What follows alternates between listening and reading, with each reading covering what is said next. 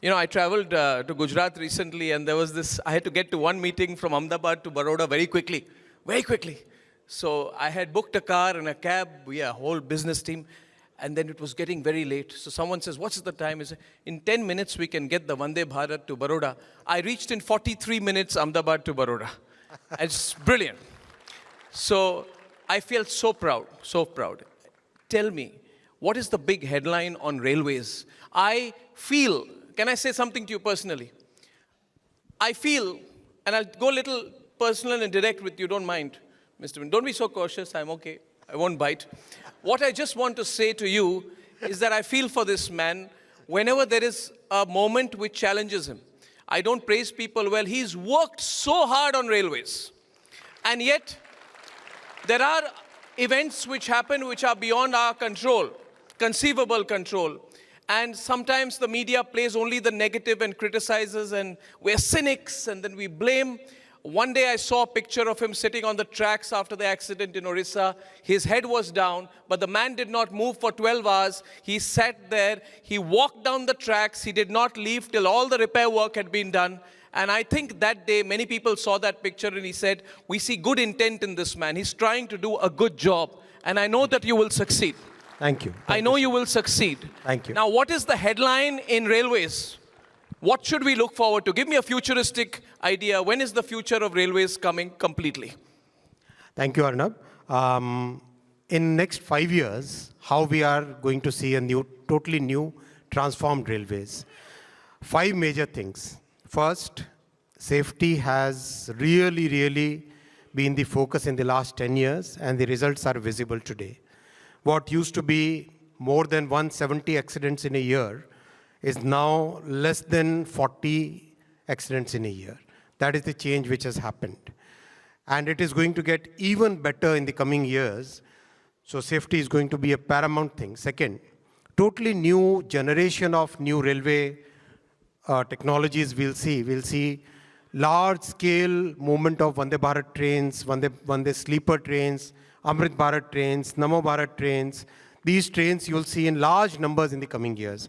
Manufacturing has picked up very well, and every version we are improving. Third, on green, you'll find that railways, our railways, Indian railways, probably will become the first railway in the entire, among the larger railways. I don't talk about 3,000, 5,000 kilometer railways, but among the larger railways, which are more than 50,000 kilometers, will become the greenest railway.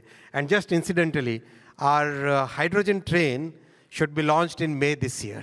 Wow. Our first hydrogen train. And hydrogen train? Wow. And this is the most powerful hydrogen train in the entire world, 1,200 horsepowers, whereas most of the other trains being developed in the world are like 600 horsepowers or 800 horsepowers. So this is going to be really a big thing. And that demonstrates how deeply we care about technology and how much talent we have that we can develop such complex technologies in our country.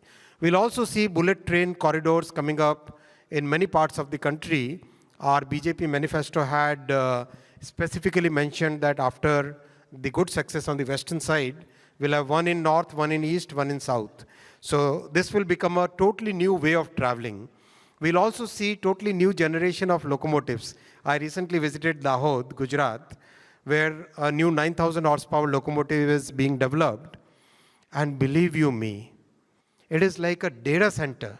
It doesn't look like an engine, doesn't look like a railway engine at all. When you move inside, you feel as if you are walking through a computer center or a data center. It's that. The engine.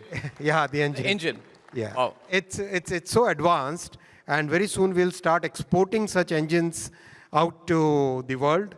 And I think India will become a major railway equipment manufacturer and exporter in the coming years, the way we have become in electronics, in telecom, in defense equipment, so many other things. Same thing will happen in railways also. So the most sophisticated railway engines in the world will be exported from India? Absolutely. And this, I'm visualizing, how many people need to operate this Star Trek type railway locomotive engine? How many people are needed? Is it army? Well, it's basically loco pilot and the co-pilot, that's all. we'll take a trip on that trip. We will. You let me into the I think about some 30 days work is to be done, and then we'll request Honorable Prime Minister to inaugurate it. Yeah. It's going to be a great thing. A last question to you. I know you have to go. Big day for you. Big announcement happening at 4 o'clock. I promised I'll let you go. Now, last time there was a story you said about how the Prime Minister works, and that went viral. I told you about it. I asked the Minister in one of my previous events, how do you people work? How is it being in the Modi cabinet? What happens? And then he told me about a presentation he makes. And then he said, can I say that? He said he made a presentation to the Prime Minister, and they all prepared, and they all prepared. The bureaucrats prepared, the Minister himself prepared, and the presentation, he said, went on for more than an hour. I said, so what did the Prime Minister say? He said, Prime Minister said, nothing. And then he said, we all walked out. And he said, late at night, the Prime Minister called me.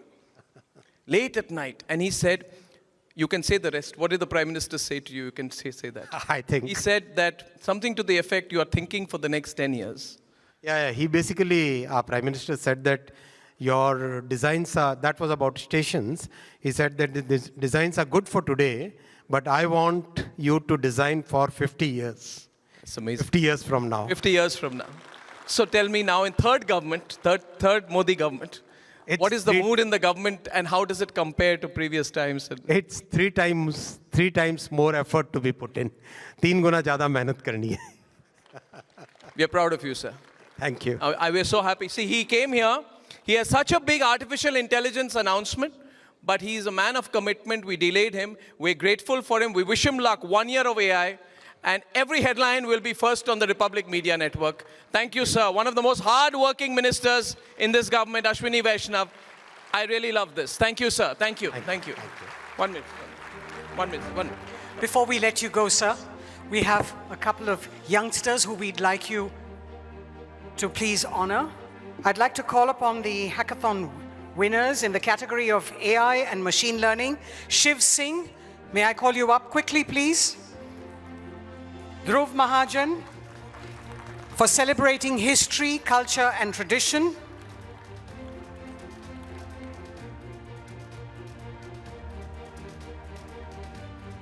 Abhinav Gupta, for deep tech and semiconductors.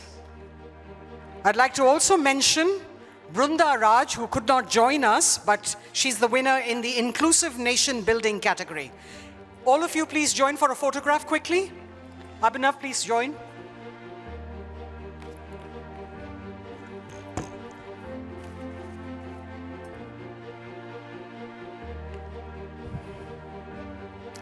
A round of applause, ladies and gentlemen. That gets them smiling bigger.